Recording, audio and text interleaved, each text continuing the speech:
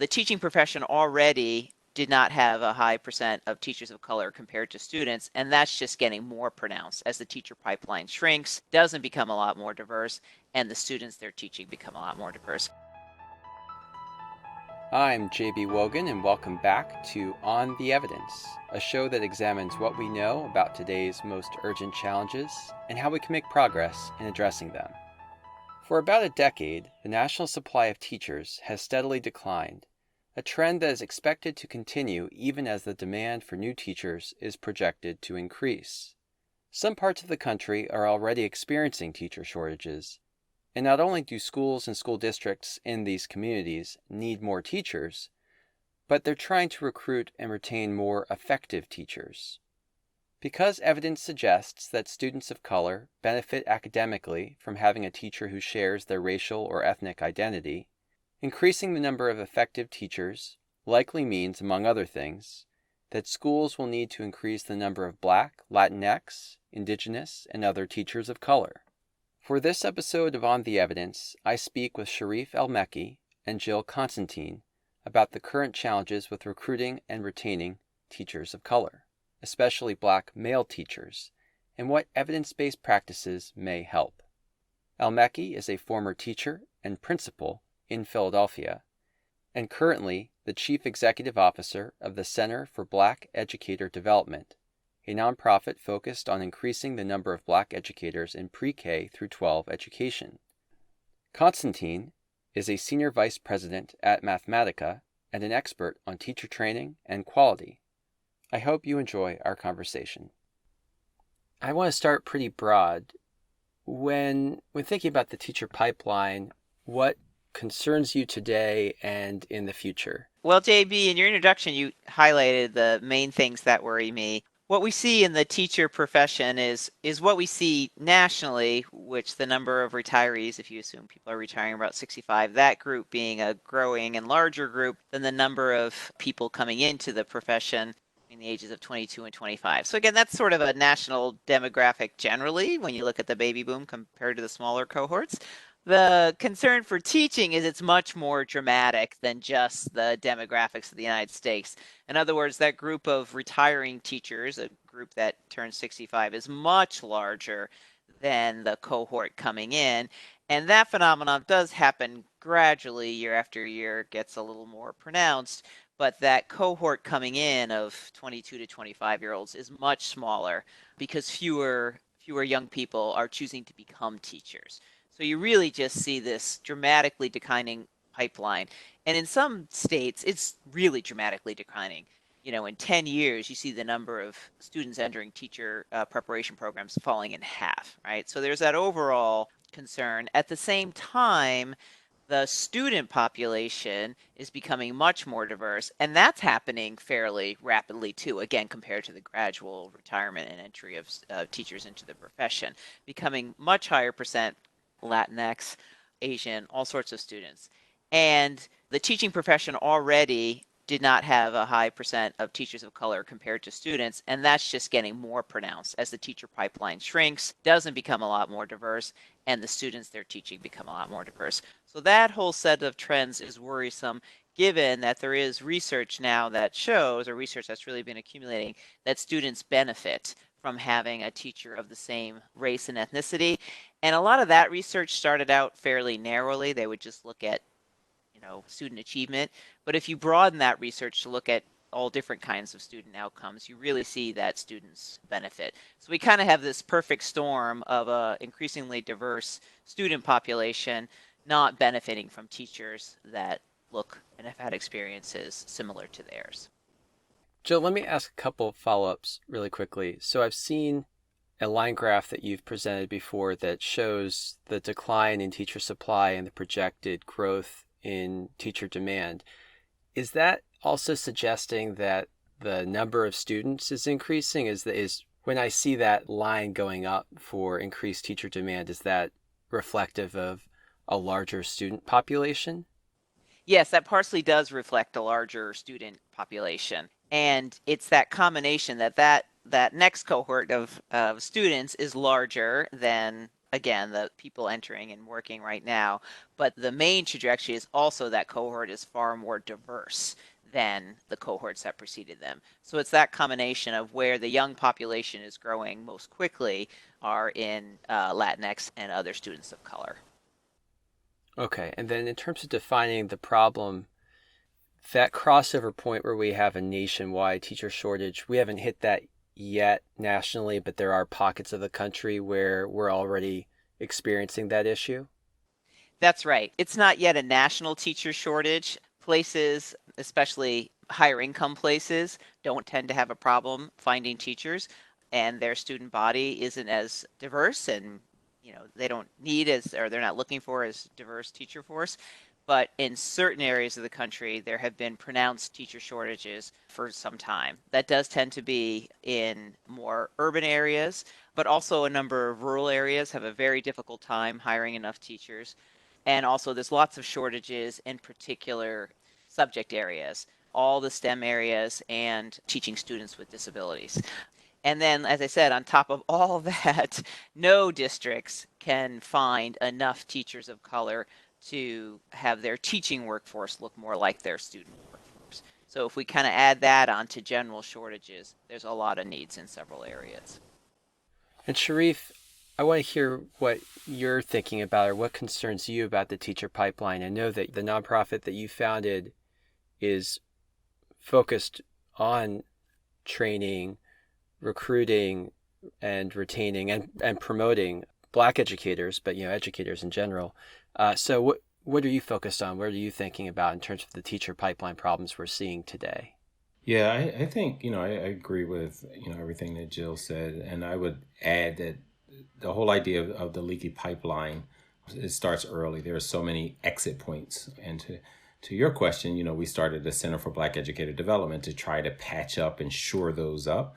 But it starts very early with the experience of Black and brown children in schools. How many students say, like, I can't even imagine returning to this institution, this school, this building after the experiences that I've had from, pre-K through 12th grade. And then when you think about like that pipeline and folks who would just say, oh, there's no way because I felt oppressed while I was here. Chris Simden says for some students, it's like returning to the scene of a crime when they even consider becoming teachers. And so like, how does, race and power and privilege, impact and constrict the pipeline itself? But then you have things like, how many of the students do not graduate high school? How many graduate but are not prepared for the rigors of a teacher prep program? All the way to retention. Too often districts and schools, leaders are thinking about recruitment, not realizing that, retention efforts, a strong retention plan that people are accountable for is one of the best recruitment strategies out there. The experiences of teachers of color will align themselves to become ambassadors for that school, for that district. They feel like, hey, and again, they're not looking for anywhere perfect, but they're interested in working conditions and working environments where things, as Dr. John King talked about, the invisible tax isn't so pervasive and prominent.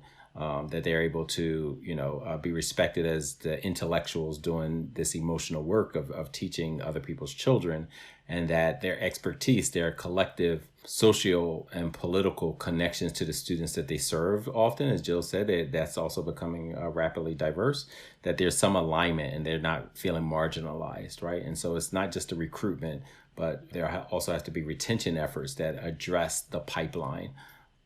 If not, we'll continue to struggle with addressing this issue.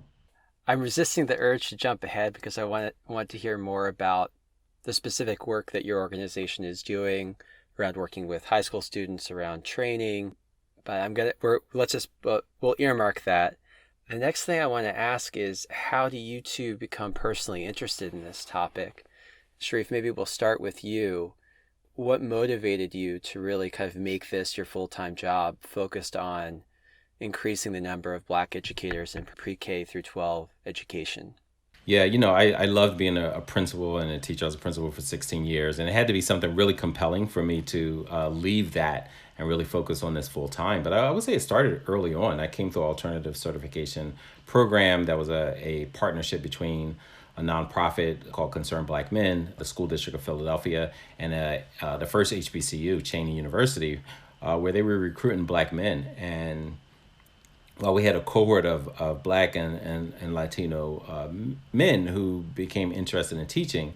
Part of the recruitment strategy was really to help us connect the dots between racial and social justice and educational justice and how they all come together and how they're braided together in a single plat. But when I first became a teacher at Turner Middle School, I was the only full-time classroom teacher that identified as a black man. And so while there were other leaders, we had Mr. Gibbs and we had Dr. Blackwell. There were leaders in there who were also black men. But for a couple of years, I was the only full-time classroom teacher. And so, I noticed it, but I didn't. As a new teacher, you have so many things to focus on. I wasn't, that engaged with, how many black men are not in the classroom and leading. And I had this cohort that I saw black men on a regular basis, through our classes and courses at Cheney, et cetera. But I would say as I became a principal is really when it really was highlighted for me. And I did a fellowship at the U.S. Department of Education. And so it allowed me the opportunity to visit schools and districts around the country and internationally, visiting, a First Nation community in Canada, and where they also talked about the idea of same-race teachers and what does it mean for indigenous population of students to be able to connect with their teachers, to have this be on the same wavelength. And so it was really from that, and right during that time I started encountering other black men who were in the district but not in my school, who were interested in having conversations. And what we ended up doing was starting this organization called the Fellowship Black Male Educators for Social Justice, where we were attempting to have convenings for professional development spaces, weigh in on policies, and try to address the pipeline. And I did that as a sitting principal as well. And then at some point, they say whatever you keep thinking about, you might want to, put your energy toward it. And while I was enjoying the principalship, I just had this gnawing feeling that there was more to be done. And that's what led me to launch the Center for Black Educator Development. We're really focused on four things. One, educational policy that addresses educational justice issues, professional learning experiences, and pedagogy, like coaching and mentoring and professional learning workshops. All of those we believe not only supports pre-service but in service before they become teachers, as well as well after. And not just teachers, educators in general. This idea of pedagogy, people often say like, oh, we don't know how to connect with black and brown students, so we're struggling to educate them. Well, there's a group of teachers, black teachers, who've been highly effective with black students for generations, but their pedagogy and their mindsets are not often uplifted and analyzed in ed prep programs. And so there's missing voices in teacher prep program, missing experiences in teacher prep programs. And so we wanted to highlight that. And then the last one is the pipeline, really to address the pipeline. When I think about the Fellowship Black Male Educators for Social Justice, it ended up being 17 black men, educated, several with PhDs, experienced, and none of us had been approached, tapped on the shoulder, recruited in high school or in college to become teachers. It wasn't until after we graduated college. And so one of the first things that we did was speak to our colleagues, many of them white women. And the average response was third grade. They remember third grade was the average year or grade where someone approached them and said, hey, you know what? You'll be a great teacher one day. So third grade for one group and after college graduation for another. Did you have any teachers growing up who were black men, and did that impact your life decisions? In retrospect, it did. I mean, my favorite teacher of all time is Baba Changa, a black man who taught in our elementary school. We looped with him. He taught a few subjects, including political science and history, and martial arts, Vidasana. We had martial arts instead of, the typical gym class for health and PE. And so, yeah, he made a tremendous impact. I looked at him as a lifelong mentor, father figure, but I did not consider becoming a teacher at the time, And when he would speak to me about teaching, it was usually about like, hey, you're going to open up a martial arts class one day. And I was like, no, I don't know if I want to teach martial arts. And my mother was also a retired teacher. And so even being in proximity of these two, what I think were fabulous educators, that still did not cross my mind. I still did not see myself in that role. I did view myself as an activist. I knew I wanted to make an impact on my community and in society. But it wasn't until I was shown through the Concerned Black Men, Dr. Martin Ryder, a black man, who said, like, hey, there's a deep connection between racial justice and educational justice. And I think your activism will be well served by leading a classroom. That resonated, and that was 27 years ago. I never looked back once I started teaching. Jill, I know at Mathematica, it's an employee-owned company, staff-driven, and we have considerable latitude in deciding what we're going to research. So what interested you about teacher quality and teacher training? Why did you decide to make this a focus of your work? Yeah, that's a good question. I had kind of started that question in my Mathematica researcher head, but the seeds were really planted before that. My dad was a teacher and a vice principal starting in the Cincinnati school systems. That's where I was born. And then we actually moved when he got a job in Hartford, Connecticut, where he says it was a leap. He went from just like a guidance counselor, he got this job like a head of guidance. And I was a little kid at the time, but as he explained later, he goes, yeah, that was a stretch. He goes, I got that job because they had so few candidates who had come from a district like that. So they liked that he came from Cincinnati, and clearly they didn't have any diverse candidates, any, black candidates or Latino candidates. So he always kind of joked he got this job because he was one of the few candidates who had come from a diverse school district. So just I remember thinking like, oh, geez, that's too bad, right? That's such a challenge. And then, my dissertation, I'm an economist, but my dissertation, I was very interested in black colleges, women colleges, and why students choose those and what they mean for students. And then black colleges were obviously of particular interest since they had played such an important role and were publicly funded institutions. So I again looked at it through the economist lens. So I actually studied how students do in the labor market, black students that go to black colleges compared to all other colleges. And I found that black students who went to black colleges, and I was looking at people who roughly went in the, would have gone in the 70s, late 70s, and came out in the 80s, that black students who went to black colleges did very well in the labor market, despite the fact that their academic credentials entering college weren't as strong, and it was for two main reasons. That a student who went to a black college was much more likely to graduate because they were going to a four-year college. So that was explaining some of it, right? Whereas black students who weren't going to black colleges were not always going to a four-year college and not always graduating. But the other reason is that so many black students from black colleges became teachers. And that was a well-paying profession, again, relative to students from other institutions. So that was always in my head, that purpose of black colleges, how important black colleges were for turning out important, strong supply of teachers. So I always had an interest in teacher effectiveness. When it came to Mathematica, actually a lot of the research focused on by the U.S. Department of Education, as we've all said, we've known for a long time that the teacher a student has really matters for their learning. We used to have not so great data about that, but now we actually have really good data over the years, and it just becomes more and more clear that teachers swamp everything else. For a while, the Department of Education sort of was acknowledged that, but went, we can't seem to crack that nut about how to make a teacher good. So let's try to look at everything else. Let's try to look at curriculum. Let's try to look at everything else to see if something else can help students regardless of who their teachers were. And it was just, there was nothing, no bulletproof perfect curriculum, no anything. It always came back to teachers being the most powerful predictor of how a student would do.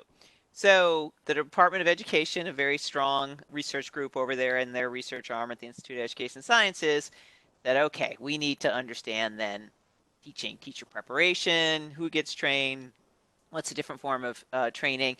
And at the time, when I first started at Mathematica in the 2000s, there was still a large debate around teachers trained through what you would think of as a traditional path. You go as undergraduate, you do your whole undergraduate, you do your student teaching, you go out into the teaching profession, compared to those trained to these alternate routes that Sharif mentioned, where it's much more experiential. It's far less coursework. You kind of go right into your district, you start teaching, you have some coursework, but it's very aligned to your teaching experience. So the U.S. Department of Education commissioned a number of studies. One of the first ones I worked on looked at these alternative paths to certification and showed that teachers that came through those paths were as effective as teachers that came through more traditional paths.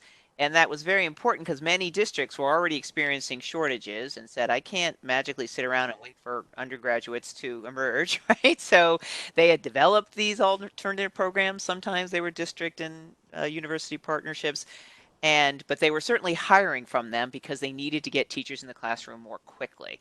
So it was helping them with the shortage. The other thing, this was not the goal of that study. The study that I did was really just looking at effectiveness, but they were far more diverse than teachers who came through these more traditional paths.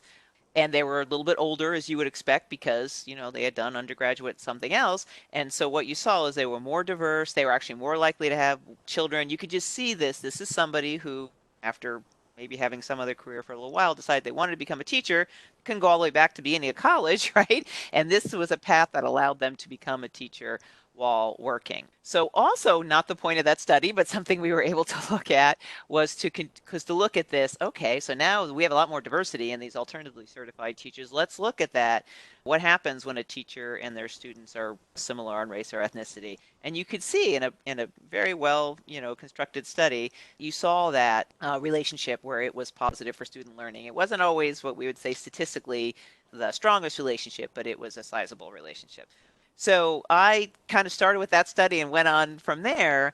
What was nice about that, the Department of Education had commissioned a number of studies, and they were really building up the body of evidence that really helped change policy, including federal policy and federal funds on teacher training. So it really was that kind of perfect storm of evidence building up, helping to change policy, but really coming out of innovations at the districts who knew they needed teachers, who knew they needed diverse teachers as they saw their student population diversifying, and the research being there to really reinforce that, yes, this is the path we need to go on. I really do want to call out Sharif and his organization, though, because when you kind of put this all together, he's really pointing out to the rarity, particularly of the black male educator and how important that is. Because when you look at, in general, students are struggling, it's boys in general compared to girls, right? And black boys in particular are very unlikely to hit an educator that looks like them. So really this need of making sure that the student body is seeing a teacher that looks like them, that had experiences like them, is important. And you see districts really innovating, trying to change their teacher pipeline to make that happen. Sharif, you've already touched on a few of the things that the center does, but the next thing I wanted to ask you all about was what you are personally doing to build and diversify the teacher pipeline. I read about ways that you're helping high school students get experience as teachers, for example. I'd love to hear more about that. I read about how you're involved in training. So anything you want to talk about there that you haven't already talked about? Sure, sure. I would say like we really, back to the experience that we had of not being recruited, we wanted to make sure that we flipped that on its head, and we made a concerted effort and decision to engage high school youth, and eventually we may even do it for middle school. But right now, as early as a freshman, you're in high school, you can get clinical experience through our Freedom Schools Literacy Academy, which is Freedom Schools was part of the program of the Student Nonviolent Coordinating Committee, SNCC, as they were doing the activist work around voting and supporting the adults in Mississippi. They also, Charlie Cobb wrote an essay and said, hey, we need to do Freedom Schools because students are being shortchanged in these racist, institutions of education as well in Mississippi. And so building on that, we see that Marion Wright Edelman did a call out again in the 90s. Philadelphia's Freedom Schools also had a subsequent call out to get college age youth to support elementary school students, particularly in literacy. What we did was make some modifications and really align it to the research around literacy, working with the University of Michigan, Dr. Nell Duke, where high school students and college students work together to teach first, second, and third graders about literacy skills, particularly over the summer where there's research around like how students fall behind. Our efforts have shown that these college students are able to move students forward in their literacy, focusing on phonics and reading comprehension. And so students are getting this clinical experience of teaching and being observed and writing lesson plans and getting feedback, all the while also supporting students' development of positive racial identity. but that also does the same thing for them as they're in high school, and it reinforces this whole idea of having mirrors, right? Like these high school students are mentoring and supporting elementary school students, college students are supporting both of them, and then we have master level teachers within our organization who are supporting all of them, right? And so it's this whole cohesive unit that's working for the betterment of scholars, but also giving our youth, high school and college youth, clinical experiences. And then you couple that with high school students also have the ability to take dual enrollment classes that are specifically aligned to pursuing a career in education. So we have partnerships with universities like Temple and Arcadia and Westchester, who are are teacher colleges. They have teaching programs. And what they're doing is allowing students to take dual enrollment classes. And then after school, as well as during the summer, they work with us to receive this clinical hands-on experience working with youth, actually teaching, but also being observed and receiving feedback, which we just think is, just really important. And then you couple that all of this is under this idea of learning and lifting as you climb. And we provide this professional learning, but we recruit Black and brown teachers, but we provide professional learning for all educators because we also firmly believe, as we spoke about earlier, the experience of Black and brown children in schools, their experience is impacted. It impacts how they view education. It impacts how they view the role of a teacher in society as well as in their lives. And so all teachers who are working with students need to have a mindset and the skills and will necessary to be effective with our students. If not, why would they want to pursue? So we have this Why I Teach tour that Raymond Roy Pace from the fellowship really launched and crystallized for us. And we would visit high schools and this Why I Teach tour, and students are saying, like, why would I return here? And some of the things that seemed to resonate was the same thing that resonated with me in 1993 about becoming a teacher, like the connection between racial and educational justice, this idea of, if you had a great teacher, pay it forward. And if you did not, consider becoming a teacher that you wish you had and knew you needed. And then lastly, what seems to resonate with our high school and college youth is, even if you never return, your younger sibling, your own children eventually, your neighbors, your relatives, they're going to be in those same exact seats. You have something to offer to change the experience of the next generation of students. And we've been blessed to see that, starting to come to fruition. Yeah, I noticed on the center's website that you talk about part of the vision is to provide culturally responsive practices or teaching to educators who may not be Black or brown, but, are teaching Black and brown students. And so they need some tools for anti-discrimination practices and just to sort of be more culturally aware. Yeah, absolutely. And even if it's a white teacher with no students of color in their classroom, because there are places like that as well across the state and country. You know what? Anti-racism, as both in theory and practice, is also extremely important, because if we're talking about wherever you're teaching, that you're preparing students to be successful in society, to have an impact in society, like, the anti-Blackness, anti-brownness, anti-immigrant, Islamic behaviors and mindsets that are not just institutionally grounded, but some of these are actually, racist thinking is taught in classrooms, and so we have to make sure that we are addressing that and that we're dealing with the mindset. And it's like, hey, anti-racism is actually part of being well educated. So, Jill, I know Mathematica has done a lot of work on culturally responsive practices in education, particularly for the Regional Educational Laboratory, Mid-Atlantic. Can you talk a bit about that work and how it intersects with this conversation around the diversity of teachers? Yeah, that's a good question because it really is a multi-pronged set of things that you need to look at. Through largely the Department of Education, we're always kind of studying the evolving landscape of teacher preparation and looking as districts innovate and try to find different ways to both attract new candidates, diversify the pipeline, but then you, JB, and Sharif have both touched on that other important issue, which is how do you get teachers to feel comfortable and want to stay, right? So that importance of retention. Through our work through the regional education labs, now we're in the Mid-Atlantic region largely. And so that's a very interesting region, a very compact region with a fair amount of diversity in the states, New Jersey, Pennsylvania, Maryland, Delaware, and DC. And as the head of the kind of supporting teachers alliance, those are the three top requests we get for information. How do I attract diverse teachers? Very interested in everybody wants to know about everybody's residency program and everybody's alt-cert program. Everybody's, what are you doing? What, you're getting them in high school? Wow, tell me more about that. And then retention, and one of the best, and actually when it those sorts of issues, it's not only the districts and the federal government supporting, but we have a number of foundations that are interested in that. They're like, well, yeah, you can recruit diverse teachers, and then you have to figure out how to get them to want to stay, right? So lots of work around retention, because you'll hear from Black and brown teachers, again, especially male teachers. Well, yeah, I joined that school, but I was literally the only Black male teacher at the school. So there's a work around making the teachers feel supportive and that their district cares about them, that the district has the proper professional development. But that extends to the third goal, which is, okay, we all understand our student population is becoming increasingly diverse. We're doing as best as we can to diversify the teacher pipeline. There's no way we're going to do that fast enough.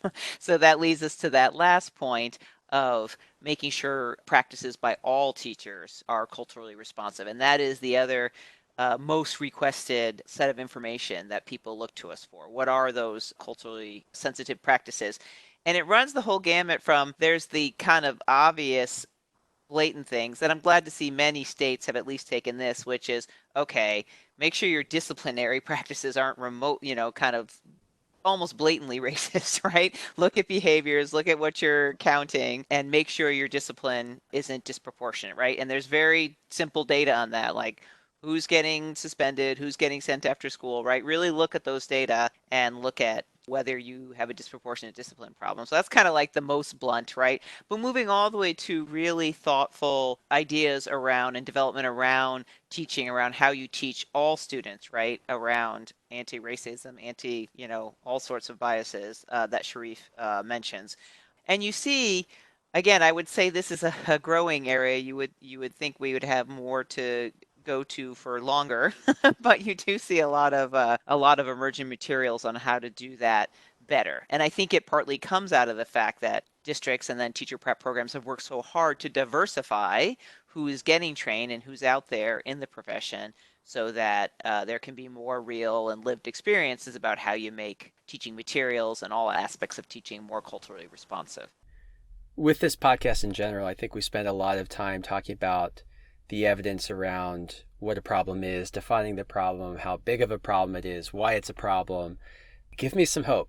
What's something, a program or some research that might go to addressing this? Just what one thing that is giving you hope and that can give me some hope about addressing both the teacher shortage issue and the lack of diversity among teachers. Sharif, do you want to go first? Sure. Well, I don't have one thing. I have a couple of I'll take more than one. spots of hope. Okay, all right. So one, I think, what Jill mentioned, just this understanding that, grow your own programs, residency programs, alternative certification programs have a space in this work, that they are more diverse. They tend, have folks who are connected to the community. And, and I, as I said, I came through a similar program. And I think that's, more districts and states are being more thoughtful about what the pipeline can look like. And I think it has to be, a combination of different strategies to meet the goals.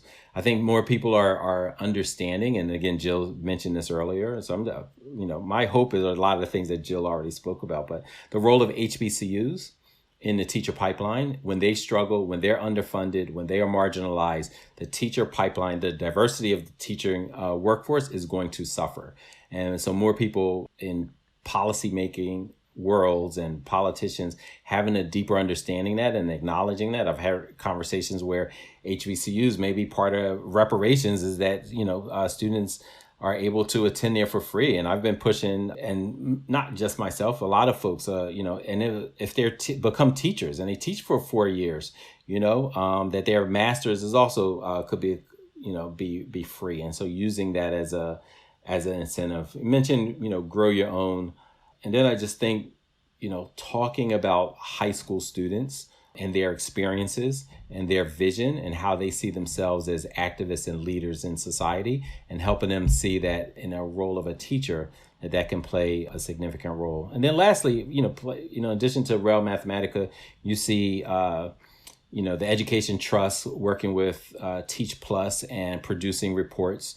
If you listen, then we will stay. That centers the Black and brown teachers and their experiences. We often talk about like whose voices are missing, and too many people are trying to solve recruitment and retention problems, but not addressing and not engaging people from the community who are closest to the solutions. That they have the experiences, and the more that we do that, those are the type of things that give me much hope. Okay, I welcome more examples of hope. That just means more hope for me. So, Jill, what about you? What makes you hopeful? Yeah, well, you can tell Sharif and I have been hanging out together in the rails and other places. I completely agree. It's really what it is, it's the amount of innovation coming out of districts, and then, to a little lesser degree, the states, but the states embracing the innovation around attracting and retaining diverse teachers. I feel like districts, they were always, out of necessity, right? They couldn't wait for the research, right? So they were always trying some things. But when the research really comes in and supports different practices and kind of puts aside debates about things that aren't useful to debate about, because we say it is, all certs are doing fine. There's no reason to try to stomp on those, right? It is really important because it does support innovation. It gets federal money flowing, right? That's all really important. So the research coming along and supporting that is important.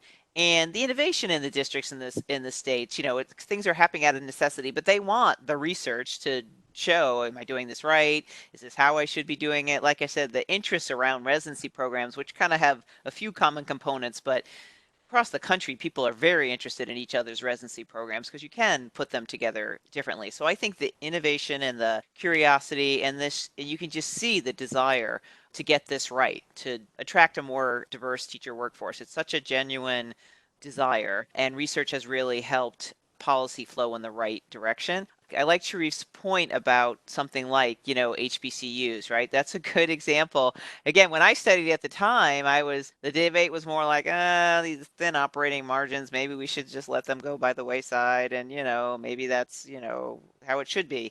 But the importance that HBCUs had in the teaching profession and still have, right? That these are, hundreds longs teaching programs, right? That are very strong programs, right? So that's a perfect example, figuring out, what you would do and how to support HBCUs who are kind of single-handedly probably contributing most of the diversity to the teacher pipeline is really important. So I'm really optimistic about the innovation that happens all around us, and the fact that people are embracing the research to test out what they're doing and confirm that we're on the right track. Obligatory last question is always, anything I should have asked but didn't? Anything you all wanted to cover that we haven't yet? I would just add one piece just around the role of history, and I think a big part of this is for policymakers as well as practitioners to understand history and previous decisions that had consequences. So even things that we celebrate where we mark on our calendar, like Brown versus Board of Education, that alone ended up removing thousands of Black teachers, where students states or districts would receive money if they accepted, Black children. But they also said, hey, I'm not going to accept that Black teacher that taught that Black child in a Black community. And so what happens was, you get students going to integrated schools, but then also, Black teachers being demoted or laid off and fired because there was no, considerations for them, and there was no money attached to them. And so it was not of interest at all. And so, even things that we celebrate, like, Brown versus Board and what people would say, oh, that, struck down, oppressive practices. What it really did, because of the mindset hadn't really shifted, it just opened up, a new realm of, oppressive policies and practices. Malcolm X once said that, racism is like a Cadillac, a new version shows up every year. And so as we're doing this, as we're approaching how to address equity and educational justice in our entire ecosystem, that we have to be aware of what mindsets are present and how do they feed the decisions that we collectively make.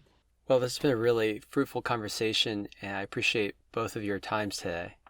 Yeah, thanks for having us. Thank you, JB. Thanks for Thank you. having us. Thanks, Yeah. Sharif. Thank you. Great seeing you. Thanks again to my guests, Sharif El-Mekki and Jill Constantine.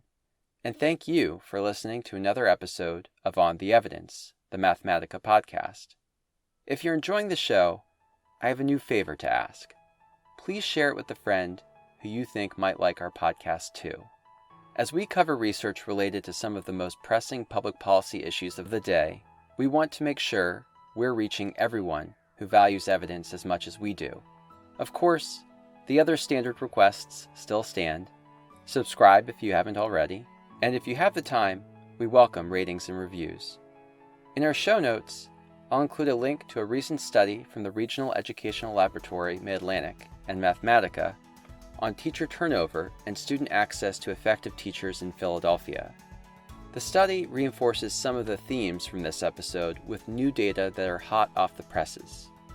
For example, over a 5-year period, almost 3/4 of the school district of Philadelphia's teachers changed schools, and nearly half left the district entirely. And after accounting for other teacher and school characteristics, teachers who identified as Black were more likely to leave their school. As always, you can keep up with interesting work from Mathematica, like that study or this podcast, by following us on Twitter. I'm at JB Wogan. Mathematica is at Mathematica Now.